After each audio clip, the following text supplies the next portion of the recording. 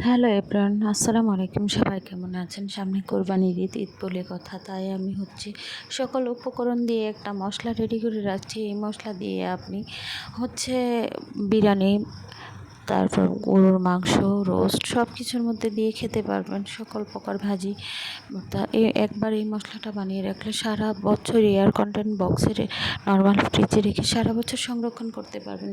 এখন সকল উপকরণগুলো আমি ভেজে নিচ্ছি। হালকা আঁচে ভেজে নেবেন যাতে মশলার সিক্রেটটা নষ্ট হয়ে না যায়, সেন্টটা নষ্ট হয়ে না যায়। দেখেন একে একে আমি লো আঁচে এটা আমি মাটির তাওয়াতে ভেজে নিয়েছি। এবং আমি সারা বছর কাঁচামরিচ খাই, সিদ্ধ করে ব্লেন্ড করে। আজকে আমি যেহেতু ঈদের জন্য মশলা তৈরি করছি, সাথে কিছু শুকনো মরিচ দিয়ে সিদ্ধ করে নিচ্ছি। আমার মশলাগুলো ভাজা কমপ্লিট হয়ে গেছে, ব্লেন্ডারও কমপ্লিট। এখন আমি এগুলো বক্সে রেখে সারা মাসের জন্য, সারা বছরের জন্য এয়ার কন্টেন্ট বক্সে রেখে দিয়ে নর্মাল ফ্রিজে রেখে দিব। ঈদে যা ব্যবহার করব। দেখেন কত সুন্দর মসৃণ হয়েছে মশলাগুলো।